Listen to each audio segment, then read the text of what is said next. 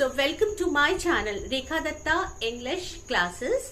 जैसा आपको पता है कि मेरा अभी नाउन का सीरीज चल रहा है और इस सीरीज के चलते मैं 4 वीडियो ऑलरेडी अपलोड कर चुकी हूँ और ये मेरा 5th वीडियो होगा नाउन के ऊपर, जहां पर हमने डिटेल में चर्चा की कि एक्चुअली नाउन होता क्या है, एक सेंटेंस में नाउन की जगह क्या होती है, नाउन सेंटेंस में क्या काम करता है, नाउन फ्रेज क्या होता है, वर्बल्स क्या होते हैं, जिसमें मैंने बात की इन्फिनेटिव की, जेरेंड की, पार्टिसिपल की। तो ये सारी चर्चाएं हम कर चुके हैं।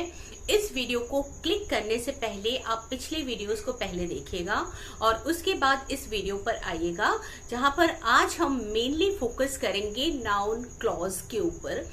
एक्चुअली नाउन क्लॉज क्या होता है और कैसे सेंटेंस में काम करता है। तो जैसा कि मैंने आपको ऑलरेडी बता मैं चुकी हूँ कि देखिए, सबसे पहले एक लेटर आता है, लेटर के बाद एक वर्ड आता है, वर्ड के बाद फ्रेजेस आती हैं, फ्रेजेस से क्लॉजेस बनती हैं और क्लॉजेस जो होती है वो एक सेंटेंस के पार्ट्स होते हैं, एक बड़ा सेंटेंस का पार्ट होता है। ठीक है, तो आज जो है हम नाउन क्लॉज पढ़ेंगे। तो जैसा कि हम बात कर चुके हैं कि एक नाउन का सेंटेंस में काम क्या होता है, वो किसी भी सेंटेंस का सब्जेक्ट बनता है जब हम किसी के बारे में बात करते हैं। एक नाउन किसी भी वर्ब का ऑब्जेक्ट बनता है, एक नाउन एक कॉम्प्लीमेंट बन सकता है और एक प्रेपोजिशन का ऑब्जेक्ट बनता है। ये वो मेनली 4 जो काम होते हैं नाउन के, उसके बारे में मैं बहुत सारे वीडियोस जो है मेरे पिछले वीडियोस में और भी मेरे जो वीडियोस बने उस पर मैं चर्चा कर चुकी हूँ। आपको इसमें घबराना बिल्कुल नहीं है, क्योंकि नाउन फ्रेज जो है एक ऐसी चीज है जो बच्चे अक्सर घबरा जाते हैं कि what is a noun phrase और एक्चुअली क्या है। मैं इसको क्लेम करके बोल सकती हूँ कि बहुत सारे टीचर्स भी आपको ऐसे मिलेंगे जो आपको एग्जैक्ट नॉलेज नहीं दे सकते कि noun phrase and noun clause कैसे काम करता है। इमीडिएटली वो आपको नहीं बता पाएंगे कि क्या काम करता है। आपको इस मिसकॉन्सेप्शन को दूर कर देना है कि नाउन फ्रेज एक बहुत ही हवा चीज है, ऐसे कुछ भी नहीं है। It's not a big deal. आपको करना क्या है, देखिए, जैसे एक पर्टिकुलर वर्ड नाउन जो कि पर्सन, प्लेस, एनिमल, थिंग कुछ भी होगा, किसी भी सेंटेंस में सब्जेक्ट का काम करेगा, सेम वे उसी पर्टिकुलर वर्ड के साथ, मतलब जो नाउन है उसके साथ 1-2 वर्ड और जुड़ जाएंगे, आगे या पीछे उस वर्ड के आगे भी आएंगे, जिसको प्री मोडिफायर कहते हैं, और उस पर्टिकुलर नाउन के पीछे भी आ सकते हैं। तो ये सारे मिलाकर आपका एक सब्जेक्ट जो होता है वो थोड़ा बड़ा हो जाता है। इसी को हम फ्रेज कहते हैं। ठीक है, जैसे अगर मैंने बोला, आपको एग्जाम्पल मैं दे दूं, मैं चूंकि आगे भी दे चुकी हूँ फिर भी मैं बता रही हूँ। जैसे मैंने बोला अ बॉय, ठीक है, अ बॉय। अब देखिए, बॉय मेरा सब्जेक्ट है, उसके पहले मैंने अ बॉय लगाया। मैं और भी कुछ लगा सकती हूँ, अ स्मार्ट बॉय, है ना, और भी कुछ लगा सकती हूँ, a smart boy living in my society. यहाँ तक आपका उस बॉय के बारे में एक्स्ट्रा जानकारी हो गई। फिर मैं पीछे भी लगा सकती हूँ, a smart boy living in my society working as a manager has come to my house. अब यहाँ पे देखिए, मेरा जो सेंटेंस में जो सब्जेक्ट है वो कितना बड़ा हो गया। A boy living in my society, a boy की बात हो रही है, लिविंग इन माई सोसाइटी ये पहले वाला आ गया। फिर बॉय के बाद working as a manager in a company, कुछ भी हम और भी बढ़ा सकते हैं। यानी बेटा, जो हमारा सब्जेक्ट है उसमें हम प्री मॉडिफायर और पोस्ट मॉडिफायर डाल डाल के हमारे सब्जेक्ट को इतना बड़ा कर सकते हैं। लेकिन जैसे ही आपका वर्ब आ जाएगा, वहां पर आपका सब्जेक्ट अलग हो जाएगा, प्रेडिकेट अलग हो जाएगा। अगर जहां पर मैंने बोला has come to my house, यहां से हमारा प्रेडिकेट शुरू हो रहा है, तो यहां पर आपका सब्जेक्ट इतना बड़ा, आपका जो जो पर्टिकुलर वर्ड है उसके आगे प्री मॉडिफायर्स, उसके बाद प्री मॉडिफायर। इसी को फ्रेज कहते हैं बेटा। और उस पर्टिकुलर फ्रेज में जब आपका सब्जेक्ट और वर्ब दोनों जुड़ जाता है तो वो क्लॉज बन जाता है। तब वो नाउन क्लॉज बन जाता है। लेकिन नाउन क्लॉज जिसमें सब्जेक्ट भी रहेगा, वर्ब भी रहेगा, वो भी किसी वर्ब का सब्जेक्ट बन सकता है, किसी वर्ब का ऑब्जेक्ट बन सकता है। चलिए डिटेल में इसके बारे में हम जानेंगे। तो पहले हम ये जान लें कि क्लॉज क्या होता है।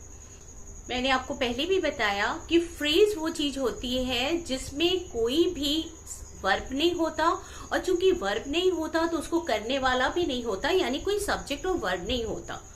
एक शब्द जिसके बारे में हम एक्स्ट्रा जानकारी दे दे के काफी लंबा कर सकते हैं, वो फ्रेज है। और जो क्लॉज होता है उसमें एक सब्जेक्ट भी होगा और एक वर्ब भी होगा, ठीक है। अब क्लॉजेस चलिए बात करें कि देखिए क्लॉजेस जो होती है वो दो तरह की होती है। एक होता है मेन क्लॉज, एक होता है सबऑर्डिनेट क्लॉज, जिसको हम कहते हैं मुख्य उपवाक्य और आश्रित उपवाक्य।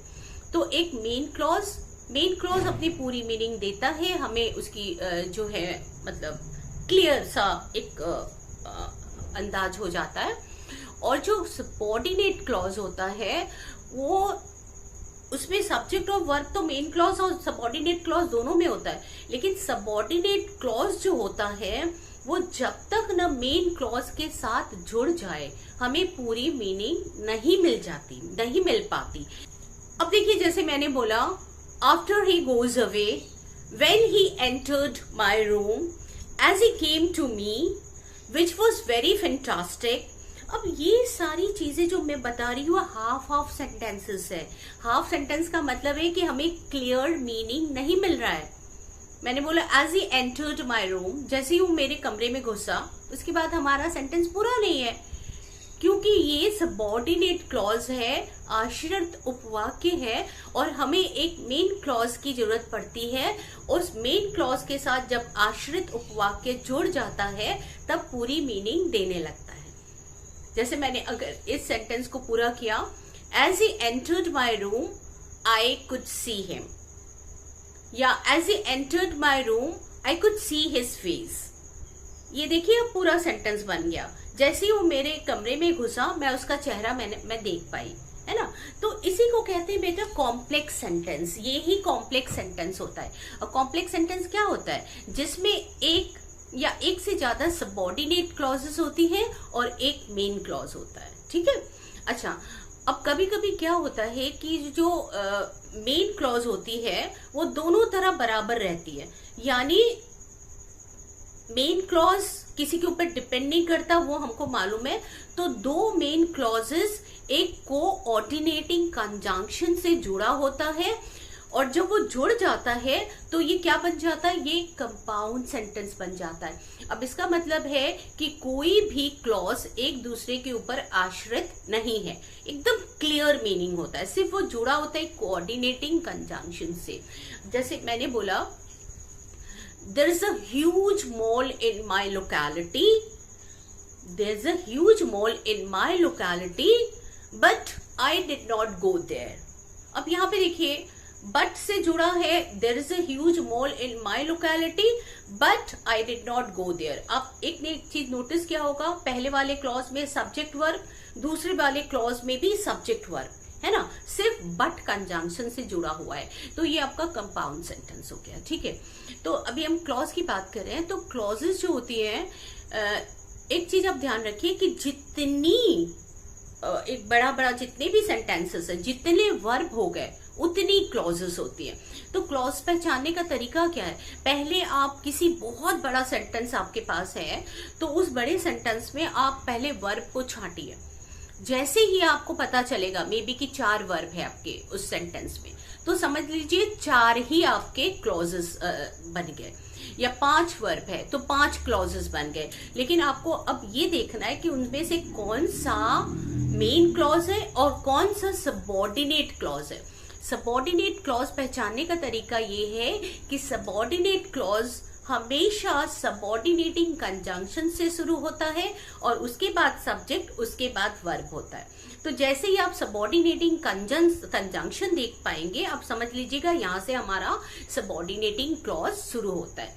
और सबऑर्डिनेटिंग कंजंक्शन कैसे होते हैं, जैसे आफ्टर है, बिफोर है, सिंस है, व्हेन है, विच है, दैट है, वेयर है, वेरेवर है, ये बहुत सारे, टिल है, अनटिल है, ये सारे सबऑर्डिनेटिंग कंजंक्शन होते हैं। सिंस है, तो अभी मैंने बोर्ड पे एक बहुत बड़ा सा सेंटेंस लिखा हुआ है, तो चलिए पहले हम लोग थोड़ा सा देख लेते हैं कि ये इसमें एक बड़े सेंटेंस में कौन सा मेन क्लॉज है, कौन सा आश्रित उपवाक्य सबऑर्डिनेटिंग कंजंक्शन है। तो उसके लिए मुझे थोड़ा सा ऊपर जाना पड़ेगा, तो मैं आपको ये दिखाती हूँ जो मैंने अभी लिख के रखा हुआ है।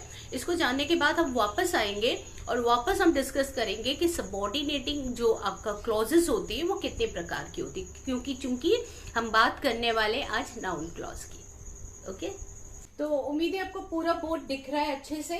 अब यहाँ पे देखिए मैंने एक बहुत बड़ा सा सेंटेंस लिखा हुआ है। इस सेंटेंस में हम देखेंगे कि कहाँ पर जो मेरा मेन क्लॉज है और कहाँ पर सबऑर्डिनेट क्लॉज है, जो कि सबऑर्डिनेट कंजंक्शन से शुरू होगा। Okay, let's find out. अब देखिए सेंटेंस क्या है, the cat who was curled up on the windowsill purred contentedly as the rain fell softly outside while the children played with their toys in the cozy living room, giggling and laughing with delight. थोड़ा आपको difficult लग रहा है लेकिन एकदम नहीं लगेगा, अभी मैं आपको डिफाइन करती हूँ। द कैट, हम बात करें किसकी, द कैट की। अब बीच से देखिए ये आपका एक कंजंक्शन आ गया हु। तो ये हु मैंने आपको ऑलरेडी बोला था कि एक सबऑर्डिनेट क्लॉज बनाने के लिए एक सब्जेक्ट एक कंजंक्शन, एक सब्जेक्ट और एक वर्ब आना चाहिए। तो यहाँ पर आप कहेंगे कि मैम ये तो कंजंक्शन तो हु मिल गया, लेकिन सब्जेक्ट कहाँ है, वर्ब तो हो गया यहाँ पे। लेकिन बेटा ये जब जहां पे भी आपका हु और विच कंजंक्शन आ जाए तो ऑटोमेटिकली आप जान जाएंगे इस बात को कि यही आपका सब्जेक्ट का भी काम कर लेता है, क्योंकि ये जस्ट उसका एंटीसीडेंट है। मतलब कैट के बाद आया तो सब्जेक्ट ऑटोमेटिकली हमें पता चल जाता है। अब यहाँ पे देखिए द कैट, हम बात कैट की कर रहे हैं। Who was curled up on the window सिल, अब जो है विंडो सिल के ऊपर वो बैठा हुआ था, curled up on the window सिल। अब यहां से यहां तक हमारा एक सबऑर्डिनेट क्लॉज आ गया। द कैट, हम बात कैट की कर रहे हैं। Who was curled up on the window सिल, यहां पर आ गया। पर देखिए इसके बाद हमारा मेन वर्ब ये आ रहा है, पर्व कॉन्टेंटेडली। अब पर का मतलब है बिल्ली जो मुंह से आवाज निकालती है, म्याओ। पर कॉन्टेंटेडली, अब ये कॉन्टेंटेडली का मतलब है कि सैटिस्फैक्टरीली, यानी संतोष पूर्वक। यानी बिल्ली जो है who was curled up on the window सिल पर कॉन्टेंटेडली। अब यहाँ पे देखिए मेन हमारा सेंटेंस, जो मेन हमारा क्लॉज है वो है द कैट पर्ड कॉन्टेंटेडली। और उस कैट के बारे में एक्स्ट्रा इंफॉर्मेशन मिल रहा है, who was curled up on the window सिल। ठीक है, तो यहाँ पर एक सबऑर्डिनेट क्लॉज हमारा ये हो गया। दूसरा देखिए, as the rain fell softly outside. अब यहाँ पे एज कंजंक्शन फिर हमारा एक जो शुरू हो गया, मतलब एक कंजंक्शन यानी हमारा सबऑर्डिनेट क्लॉज शुरू हो गया। एज द रेन, मैंने बोला था एक कंजंक्शन, एक सब्जेक्ट, फेल एक वर्ब, यानी यहां से दूसरा सबऑर्डिनेट क्लॉज शुरू हो गया। As the rain fell softly, softly एक एडवर्ब है जो रेन के गिरने का तरीका बता रही कि कैसे बारिश हुई, सॉफ्टली आउटसाइड। तो आउटसाइड भी है एक जो है एडवर्ब है जो शो कर रहा है। दो एडवर्ब को हम बगल बगल लगा सकते हैं। आउटसाइड आपको दिशा दिखा रहा है, कहां पर, बाहर। फिर यहाँ पे देखिए, while the children played with their toys. अब यहाँ पे वाइल एक कंजंक्शन हमको और मिल गया। वाइल द चिल्ड्रन कंजंक्शन के बाद एक सब्जेक्ट एक verb. While the children played, ये क्या हो गया, फिर एक क्लॉज शुरू हो गया सबऑर्डिनेट। वाइल, उसके बाद द चिल्ड्रन सब्जेक्ट, उसके बाद वर्ब प्लेड, और विद देयर टॉयज क्या है, ये एक प्रेपोजिशन फ्रेज है जिसको हमने बढ़ाने के लिए लगाया, जिसको एडजंक्ट कहते हैं। मेरे वीडियो को देखिएगा। प्रेपोजिशनल फ्रेज अपने बाद, प्रेपोजिशन अपने बाद नाउन लेता है, तो ये टॉयज है, विद देयर टॉयज, और देयर लगा है नाउन के लिए, क्योंकि मैंने बोला था नाउन के पहले कभी भी माई, योर, देयर, दिस, दैट कुछ भी लग सकता है। तो विद देयर टॉयज ये एक फ्रेज है जो इस प्लेट, मतलब ये प्लेट के बारे में बोल रहा है कि कैसे खेल रहे थे बच्चे, ठीक है। इन द, फिर यहाँ पे एक और फ्रेज लग गया, in the cosy living room. अब यहाँ पे देखिए बेटा, यहां से फ्रेजेस लग रहे हैं, क्लॉजेस नहीं, हमारे पास वर्ब नहीं है। With their toys in the cosy living room, ये बता रहे अपने खिलौने के साथ खेल रहे थे। अब कहाँ खेल रहे थे? In the cosy living room. अब कोजी मतलब आरामदायक, लिविंग रूम का मतलब रूम की विशेषता बता रहा है, लिविंग रूम, जो कि प्रेजेंट पार्टिसिपल है, यहाँ पे एडजेक्टिव का काम कर रहा है। गिगलिंग, गिगलिंग हंसते हुए। देखो बेटा आईएनजी, ये वर्ब का आईएनजी फॉर्म बिना हेल्पर के आया है, तो यहाँ पे ये क्या बिहेव कर रहा है? जेरेंड। गिगलिंग एंड लाफिंग, ये दोनों वर्ब जेरेंड बिहेव कर रहा है। With delight, with preposition delight noun. तो आपने क्या देखा यहाँ पे? द हमारा मेन क्लॉज हो गया, द कैट पर्ट कॉन्टेंटेडली, ये हमारा मेन क्लॉज हो गया। और उसके बाद कैट के बारे में बताया जा रहा कि was curled up on the window sill, फिर as the rain fell softly outside while the children played with their toys।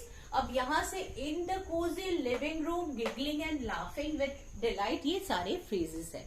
तो वर्ब चलिए देखते हैं कितने हैं। The cat who was, अब यहाँ पे एक was ये हो गया, ठीक है। was curled up on the window sill, ये पर एक अलग हो गया, पर हमारा दो वर्ब हो गया।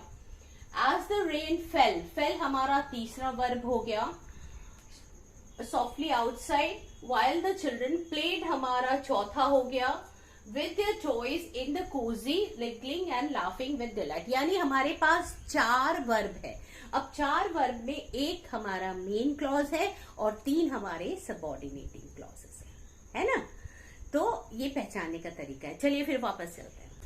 तो जो सबऑर्डिनेट क्लॉज होता है वो आपको पूरी मीनिंग नहीं देता है जब तक न कि हम उसको मेन क्लॉज के साथ जोड़े। अच्छा, बात करें सबऑर्डिनेट क्लॉज की, तो वो 3 तरह की होती है। यानी सबऑर्डिनेट क्लॉजेस जो होती है वो 3 तरह की होती है, नाउन क्लॉज, एडजेक्टिव क्लॉज और एडवर्ब क्लॉज। चूंकि मैं नाउन पढ़ा रही हूं तो आज पहले हम नाउन क्लॉज की बात करेंगे। अच्छा, आपको करना क्या है? डरना बिल्कुल नहीं है। अब नाउन क्लॉज क्या है? अब मैंने भले ही इसके साथ क्लॉज, फ्रेज मैं जोड़ रही हूं, है ये नाउन। अंतर ये है कि फंक्शन उसका वही रहेगा, किसी वर्ब के पहले आके सब्जेक्ट बनना, किसी वर्ब के बाद आके ऑब्जेक्ट बनना, किसी भी वर्ब का, लिंकिंग वर्ब का कॉम्प्लीमेंट बनना, और प्रेपोजिशन के बाद आके ऑब्जेक्टिव रूप में आना, वही काम करेगा। शर्त ये है कि वो जो बनेगा ये कुछ शब्दों का समूह हो सकता है जो कि फ्रेज है, या कुछ शब्दों का समूह साथ में सब्जेक्ट और वर्ब मिलाकर वो इतना बड़ा वाला हिस्सा जो है सेम फंक्शन करेगा। चलिए मैं आपको अच्छे से थोड़ा समझाती हूँ।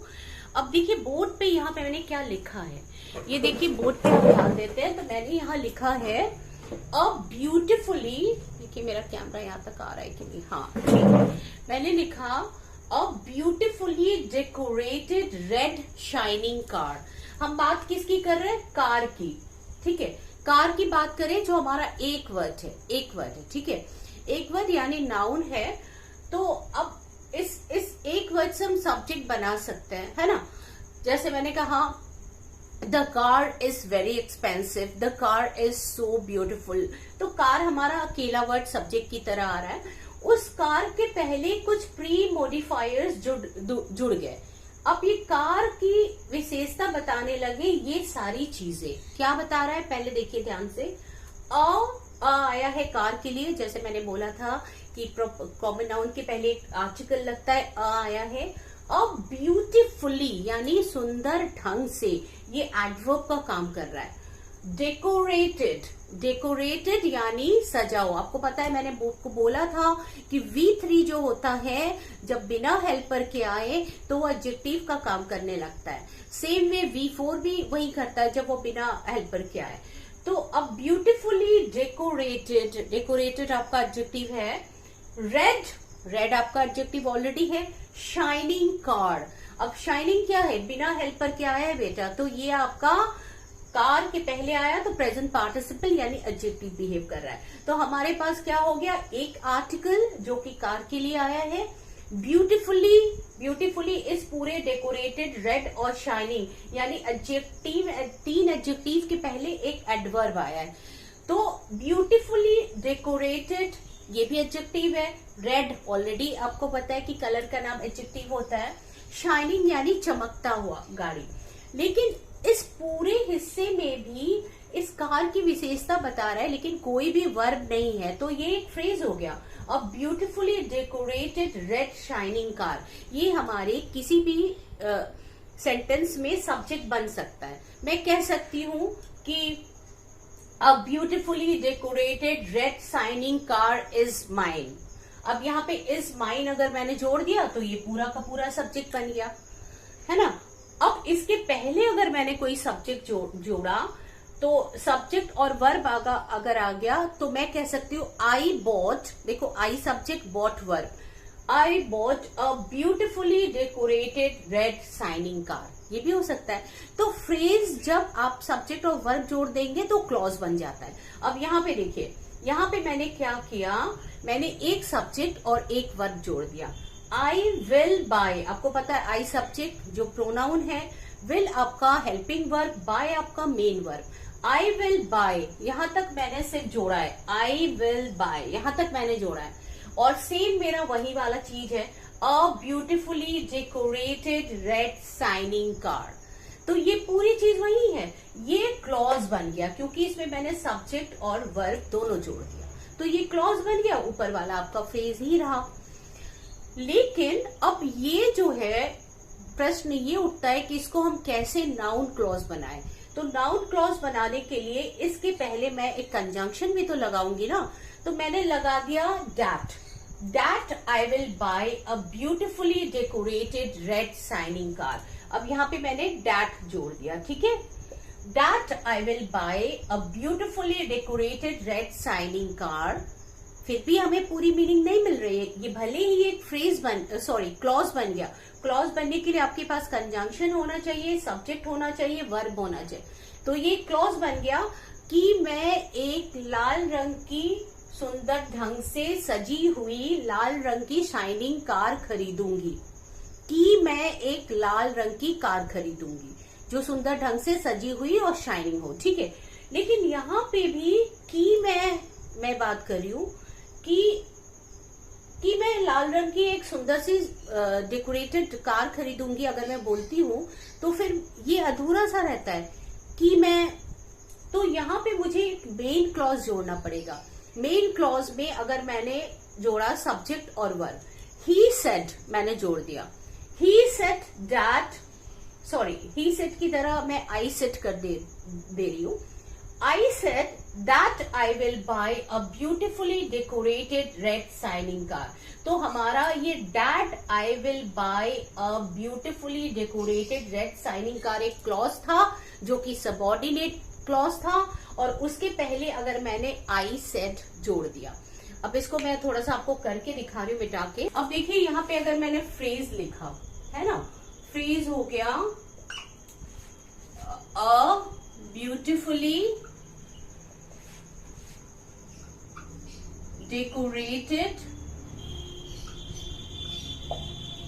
red shining car, जो किसी भी सेंटेंस में सब्जेक्ट बन सकता है या किसी वर्ब के बाद आके ऑब्जेक्ट बन सकता है, ठीक है।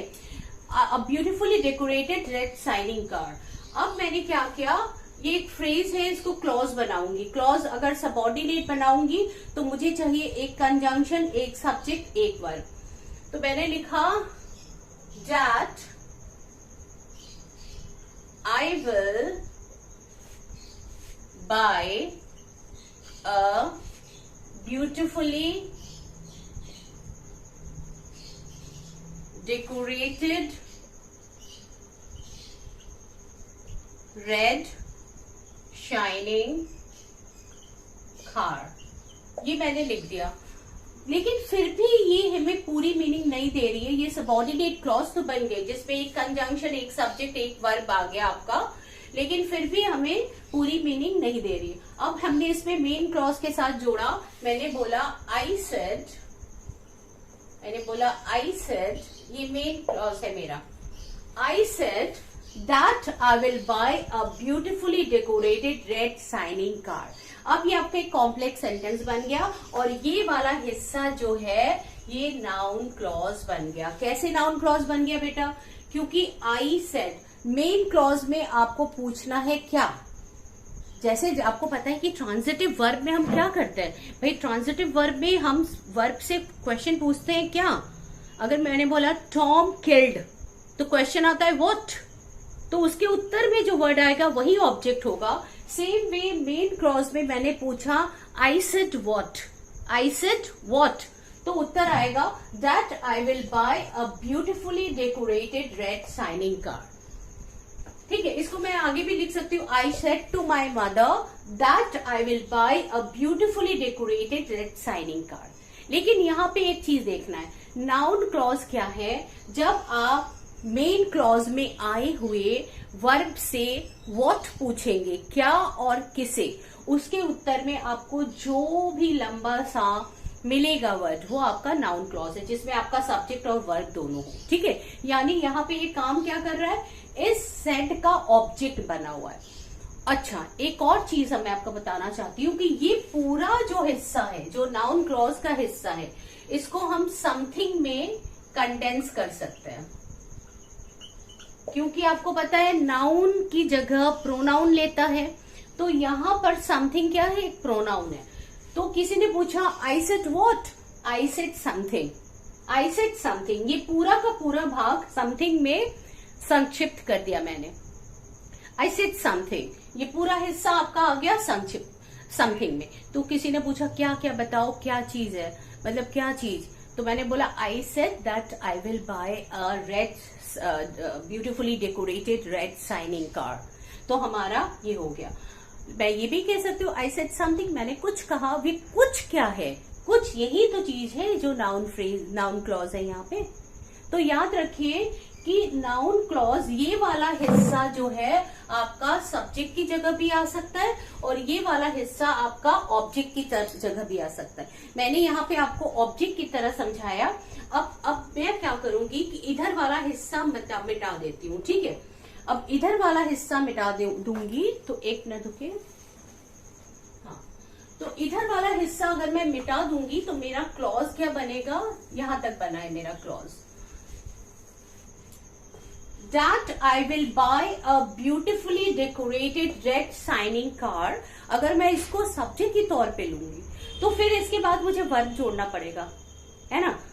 तो वर्ब मैंने जोड़ा कि मैं एक सुंदर ढंग से सजी हुई लाल रंग की चमकती गाड़ी खरीदूंगी।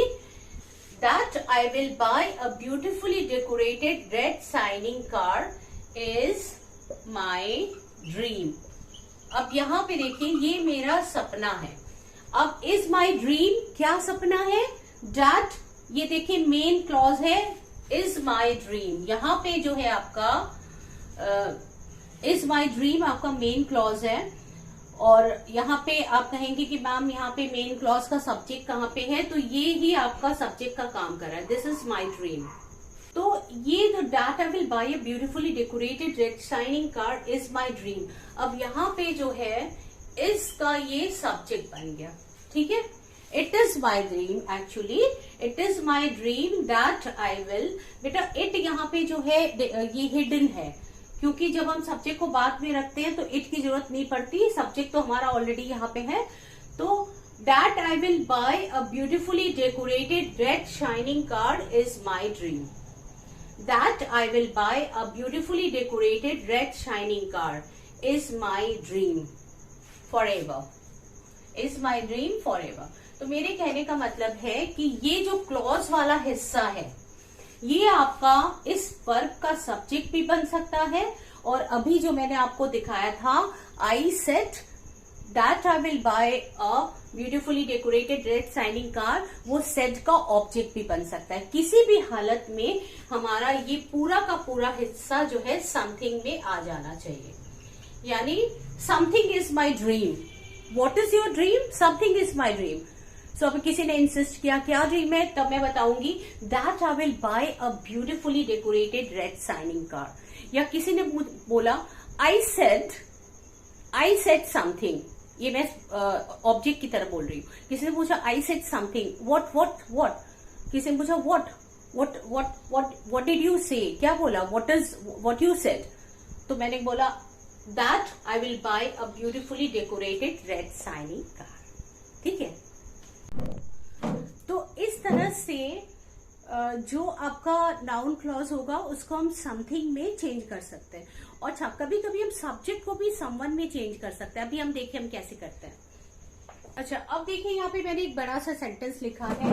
मैंने लिखा the man with a trimmed beard. Trimmed beard का मतलब जो बेड है उसकी जो बियर्ड है वो ट्रिम्ड है, यानी छोटे छोटे। The man with a trimmed beard living in my next neighbourhood.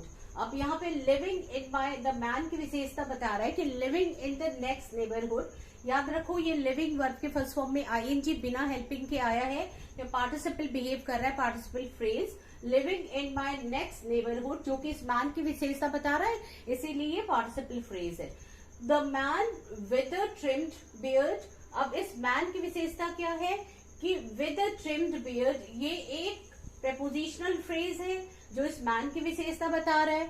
Living in my next neighbourhood, ये भी आपका एक पार्टिसिपल फ्रेज है जो इस मैन की विशेषता बता रहे हैं। यानी यहां तक इस मैन की विशेषता बताने के लिए मैंने एक पार्टिसिपल फ्रेज और एक जो है प्रेपोजिशनल फ्रेज यूज कर लिया, लेकिन अभी भी हमारा ये एक सब्जेक्ट ही है, इस मैन के बारे में हम बात कर रहे हैं।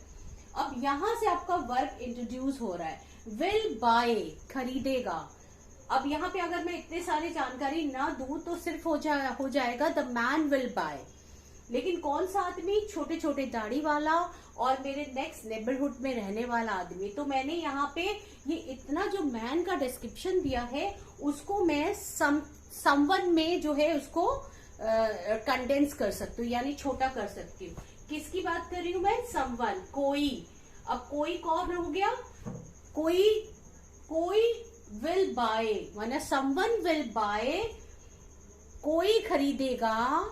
अब ये पूरा का हिस्सा जो है बेटा नाउन फ्रेज है, तो हम इसको कोई में मतलब चेंज कर सकते हैं। याद रखिए कि नाउन फ्रेज और नाउन क्लॉज दोनों को हम समवन और समथिंग में चेंज कर सकते हैं। यानी कोई खरीदेगा, विल बाय। अब मेन जो क्लॉज है उससे पूछिए क्या खरीदेगा, तो आंसर मिलेगा अ beautifully decorated red signing car. तो ये हमारा ऑब्जेक्ट का काम कर रहा है। जो हमने वर्ब से पूछा विल बाय व्हाट के उत्तर में जो भी हमारा वर्ड आएगा वो हमारा एक क्या होगा? Will buy a beautifully decorated red signing car. अभी भी बेटा देखो, ये भी क्लॉज नहीं है, ये भी क्लॉज नहीं है। मैं आपको एग्जाम्पल देने के लिए बता रही थी कि इसको हम समवन में कंडेंस कर सकते हैं और जो उसने बोला ऑब्जेक्ट को हम समथिंग में कंडेंस कर सकते हैं। ठीक है, ये तो मैंने आपको एग्जाम्पल देने के लिए दिखाया है कि किस तरह से किसी भी नाउन फ्रेज को समवन जो सब्जेक्ट होगा उसको कैसे कर सकते हैं और जो कुछ वो बोला उसको हम समथिंग में चेंज कर सकते हैं। ये आपको मैं एग्जाम्पल दे रही थी। आगे हम बात करते हैं नाउन क्लॉज की। तो जो मेन चीज है आपको यहाँ पे ध्यान रखना है कि जो मेन आपका प्रिंसिपल क्लॉज है उसके वर्ब से आपको व्हाट पूछना है, क्योंकि ऑब्जेक्ट प्राप्त करने के लिए हम वर्ब से व्हाट या whom पूछते हैं और उसके उत्तर में जो वर्ड या जो फ्रेज या जो क्लॉज आएगा वही नाउन फ्रेज आपका या नाउन क्लॉज होगा, है ना। तो यहाँ पे क्या करना है, मेन जो प्रिंसिपल क्लॉज है उसके वर्ब से आप पूछेंगे व्हाट। जैसे अगर मैंने बोला आई डोंट नो व्हाट, अब जो हमारा आएगा उत्तर वो एक क्लॉज होगा that he will not come on time. I don't know what, that he will not attend the party. I don't know what, that he will marry to this girl. I don't know what, that he has got his new job। अब यहाँ पे जो that है, जो अभी तक जो मैं दैट से बोल रही थी, उसको आप समथिंग में कंडेंस कर सकते हैं। यानी आई don't know what something, I don't know what something, I don't know what something. Same way मैंने बोला आई नो, मुझे पता है, आई नो। किसी ने पूछा व्हाट, अब देखिए मेन क्लॉज के वर्ब से पूछ रहे हो, I know what that he will Mary this Punjabi girl. अब ये that he will Mary this Punjabi girl में जो भी वाला दैट, फिर सब्जेक्ट, फिर वर्ब, ये क्लॉज बन गया। ये आपका ऑब्जेक्ट का काम कर रहा है, जिसको हम कंडेंस करके समथिंग में रख सकते हैं। ठीक है। ऐसा देखिए, नाउन क्लॉज का कंजंक्शन मैंने आपको बताया था काफी होता है, जैसे व्हाट हो गया, हु हो गया, व्हाई हो गया, दैट हो गया, हुम एवर हो गया, इसके बाद हु एवर हो गया, वॉट एवर हो गया। लेकिन मेन आपका यहाँ पे ऑब्जेक्ट बताने के लिए वाले हिस्से में दैट ज्यादा मेन है। जैसे मैंने बोला आई फील, किसी ने पूछा व्हाट, अब इससे मैंने वर्ब से पूछा एक question, I feel what that he will not come to this party. I feel what, I feel something. ठीक है, व्हाट के उत्तर में समथिंग आ गया। I knew what that he will selected for this post. I understand what that she is made for this relationship. अब same में देखिए कुछ कंजंक्शंस जो और भी होते हैं नाउन क्लॉजेस में, whenever, whichever, whomsoever, whatever। इसको अगर हम शुरू में रखें सब्जेक्ट की तरह, तो याद रखिए ये क्लॉज बनने के बाद एक तुरंत वर्ब आएगा, तभी तो इसका सब्जेक्ट बनेगा ना। तो क्या मैंने बोला, whenever I say so will be heard, यानी मैं जो भी कुछ बोलूंगी वो जरूर सुना जाएगा। whenever I say so, अब देखो इसको मैंने सब्जेक्ट की जगह पे लाया है, तो तुरंत मुझे एक वर्ब की जरूरत पड़ेगी, will be heard। अब ये जो will be heard है मेरा मेन क्लॉज है, इसके वर्ब से मैंने पूछा what will be heard whenever I say so। इसी तरह मैंने बोला whichever dress I wear is always acceptable। What is always acceptable? Whichever dress I wear, whichever dress I wear is always acceptable। What is always acceptable? Something is always acceptable। अब ये whichever dress I wear को मैं something में condense कर सकती हूँ, उसको रख सकती हूँ। अब इसको अगर मैंने ऑब्जेक्ट के तौर पे लिया तो ये इस तरह आएगा, या ऑब्जेक्ट की तरह शुरू हो रहा है तो पहले हमारा सब्जेक्ट आएगा, वर्ब आएगा, फिर हमारा ये नाउन क्लॉज वाला पोर्शन आएगा। जैसे मैंने बोला आई will bye whichever dress I select, तो यहाँ पे आई will bye whichever dress I select, जो कोई भी ड्रेस मैं पसंद करती हूँ उसको मैं सिलेक्ट करूंगी, खरीदूंगी। I will buy what, whichever dress I select। अगर मैंने बोला it is not my business, question उठता है what, whichever car I buy। it is not my choice what, whoever girl I marry to। तो ये याद रखिए कि आपको करना क्या है, वर्ब से क्वेश्चन पूछना है, मेन वर्ब से व्हाट, और उसके उत्तर में आपका जो भी आता है क्लॉज, उसको समथिंग में कंडेंस अगर हम कर पाते हैं, दिस में कंडेंस कर पाते हैं, तो या तो आपको समथिंग में कर देना या दिस। अब देखिए यहाँ पे मैंने कुछ नाउन क्लॉजेस लिखे हुए हैं जिसके बारे में मैं आपको बताने वाली हूँ। देखिए कैसे मैंने बोला विच एवर, ये सारे कंजंक्शन है बेटा। Which ever sari you select will be acceptable to me, whichever sari you select। अब ये वाला पोर्शन जो है देखो, एक कंजंक्शन, एक सब्जेक्ट, ठीक है, whichever साड़ी you select, और एक वर्ब you select। अब यहाँ पे क्या है, यहाँ देखिए एक कंजंक्शन, सब्जेक्ट और वर्ब, एक क्लॉज हो गया। whichever साड़ी you select, अगर मैं सिर्फ इसको अकेले बोलूं whichever साड़ी you select, तो हमारा ये जो मीनिंगफुल नहीं होगा जब तक हम ना इसको मेन क्लॉज के साथ जोड़े। मेन क्लॉज हो गया will be acceptable to me.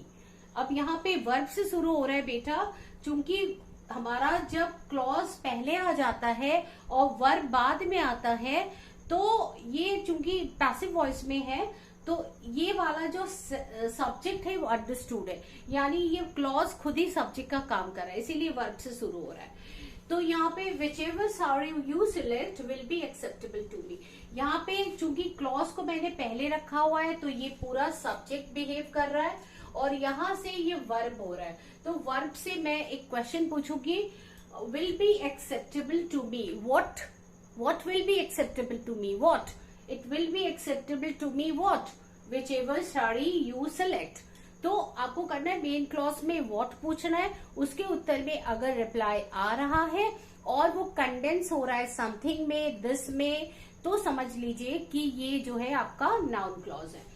तो यहाँ पे मैं समथिंग लिख सकती हूँ। अब देखिए यहाँ पे मैंने लिखा समथिंग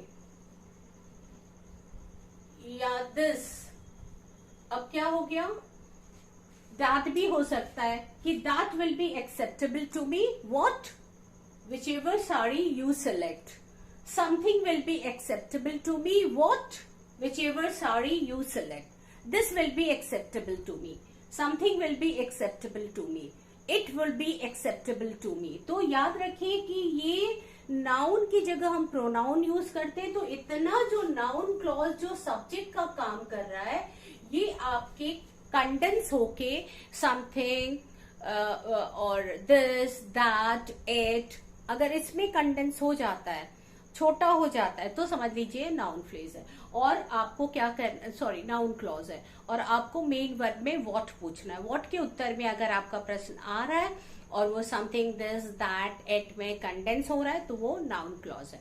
इसमें देखिए यहाँ पे नाउन क्लॉज सब्जेक्ट का काम कर रहा था, उसके बाद वर्ब है। दूसरा वाला देखिए, she denies, subject verb, main clause हमारा यहाँ पे है।